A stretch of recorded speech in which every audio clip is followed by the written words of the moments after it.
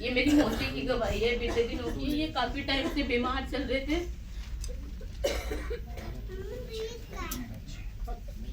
ध्यान से सुनिए।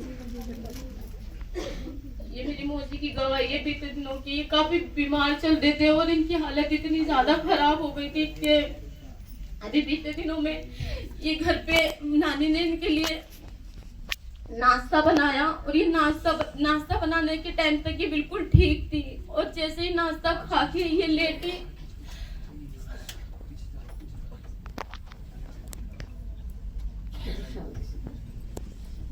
वैसे ही इनके एकदम हाथ पैर बिल्कुल अकड़ गए, उनकी आंखें ऊपर चढ़ गई और इनके मुंह से झाग निकलने लगे। इन्होंने बिल्कुल अपने प्राणों को छोड़ दिया था। और मम्मी का मेरे पास एकदम कॉल आया कि बेटा आ जा अपनी मौसी से आके मिल ले। मैं जैसे ही मम्मी से बात करी थी, मैं बात करती करती एकदम मैं रोटी बना रही थी, घर में नाश्ता बना रही थी। बनाते बनाते मैं एकदम हाथ में मेरी आटा था और आटा में छोड़कर मैं वहीं गिर गई।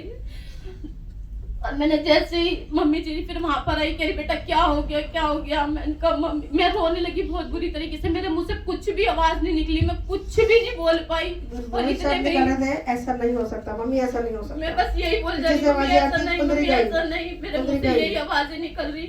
और मैंने जैसे ही मम्मी जी ने मेरे हाथ से फोन लिया कि बेटा मुझे दे, और मम्मी ने मुझे भी कहा बेटा शांत हो जा, कुछ नहीं होगा। मम्मी ने मेरे हाथ से फोन लिया। उन्हें लगा कि बीते दिनों में मम्मी की भी तबीयत खराब थी कि मम्मी को ऐसा कुछ तो नहीं हुआ। पर जैसे उन्होंने फोन लिया, आवाज मम्मी ने सुनी मम्मी की, क्या कुंदरी गई, मौसी को कुंदरी बोलते हैं, कि कुंदरी गई। फिर मम्मी ने जैसे ही मेरे प्रार्थना करनी स्टार्ट करी, उसी टाइम मम्मी किचन में से आकर घुटनों में आई अपने, और घुटनों में आते ही जैसे ही मौसी के लिए प्रार्थना करी, प्रार्थना करते उनको एकदम होश आ गया। जो बिल्कुल अपने शरीर को छोड़ चुकी थी, बिल्कुल ठंडी पड़ गई, खत्म हो चुकी थी, बिल्कुल खत्म हो चुकी थी, बिल्कुल उनके मुंह से झाग निकलने लगे। बल्कि मेरे मामा ने, मेरी मम्मी ने उनके मुंह से झाग निकले और मेरी नानी इतना रो रही कि मेरी लड़की तो गई है। बिल्कुल बाथरूम उनका बिल्कुल निकल गया था, बिल्कुल वो डेड हो चुकी थी। पर जैसे ही परमेश्वर की दासी से उनके लिए प्रार्थना करी गई, वो बिल्कुल अब भली चंगी। और आपके सामने परमेश्वर को मिले कि परमेश्वर ने उनकी जिंदगी दी। और मेरी नानी विश्वास नहीं करी थी, मेरी नानी कह रही कि मैंने जिंदगी में पहली बार ऐसा देखा है कि ऐसा भी कोई चमत्कार होता है। तो परमेश्वर को सारी महिमा मिले। मेरी नानी घर में, मेरी नानी की मूर्ति वगैरह रखी हुई थी, वो निकालना पसंद नहीं करी थी। पर जैसे ही उन्होंने देखा कि उनकी बेटी के साथ ऐसा कुछ हो चुका है, उन्होंने देखते के साथ यूं करी कि मैं इसे अभी निकाल दूंगी, मैं अब इसको इन चीजों को बिल्कुल भी नहीं रखूंगी। मेरी बेटी को जिंदा करने वाला परमेश्वर, सारी परमेश्वर ने उनके मन को भी बदला और मेरी बेटी को जिंदा करके खड़ा करा। सारी महिमा पिता। खाना भी नहीं खा रहे थे, बार कमेंट किए जाते हैं। जब शाम को मैं गई तो नानी जी ने बताया कि कुछ खा ले रही, तो मेरे हाथ में एकदम परमेश्वर डाला। जब मैं जा रही थी, एप्पल और खजूर लेके जाके ये खाएगी, इसको ताकत मिले। खजूर घर में लोग खजूर की नहीं फलेंगे फूलेंगे, तो ये वचन एकदम से आत्मा में आ रहा था, ये लेके जाओ। तो जब मैं लेके गई, मैं इनको खिलाने के लिए मैंने बोला, मैं ये खिलाओ इनको। तो उन्होंने कहा नहीं बेटा ये कुछ भी नहीं खा पा रही, पानी भी इसको पच नहीं रहा। तो बार बार ये वॉमिट किए जा रही। मैं कहा नहीं आंटी अब नहीं ऐसा होगा, प्रार्थना करी, पेट में हाथ रखे कि अब ये मांग कर खाएंगी, इनको इतनी भूख लगेगी। बंद भूख खुल चुकी है प्रार्थना के द्वारा। प्रभु का धन्यवाद कि पूरा एप्पल भी खाया और मांग के इन्होंने खाना खाया कि मुझे भूख लग रही है। हालेलुया। मुझे रोटी दो। मैंने बोला कि मैंने बैगन का भरता बनाया, मैंने ठीक है रोटी मुझे दे दो। हालेलुया। जो बिल्कुल पानी भी अंदर नहीं जा, और तब से लेकर अभी तक मुझे नहीं लगता कोई वॉमिट हुई है। हालेलुया। कोई वॉमिटिंग नहीं हुई। हालेलुया।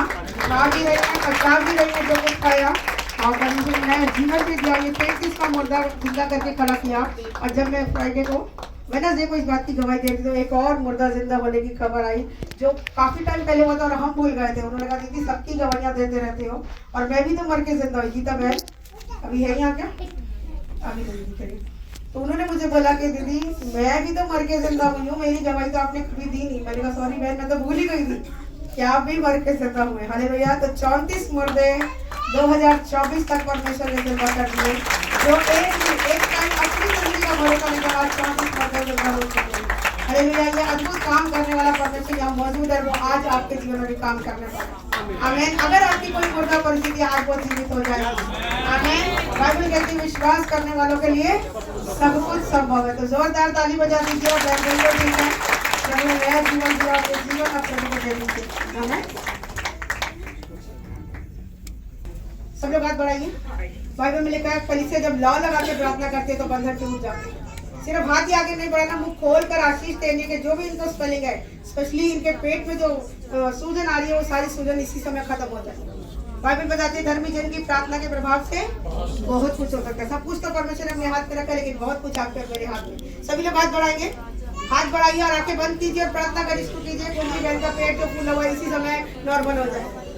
और जो भी आशीष आपको मन में आ रही है सब उंडेलना शुरू कीजिए। Hallelujah hallelujah hallelujah. री मधुर रवा री करवा री करवा। प्रभु यीशु मसीह नासरी के नाम से पिता इस समय हम बहन पुत्री को और तमाम बीमारों यीशु के नाम में एक बार फिर से सील करके धन्यवाद देते हैं।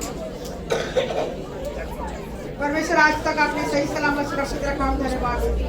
इनकी मौत को जिंदगी में बदला, धन्यवाद देते हैं। नई जिंदगी जो आपने दी है प्रभु, जब आपने इकलौता बच्चा नहीं रख छोड़ा, बाकी सब चीजें क्यों ना देंगे। जो अच्छा काम आपने शुरू किया उसको पूरा भी आप ही करेंगे।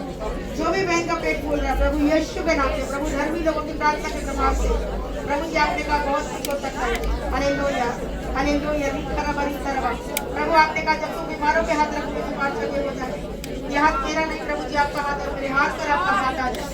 आपके बच्चों का जब हाथ पहले हुआ इसी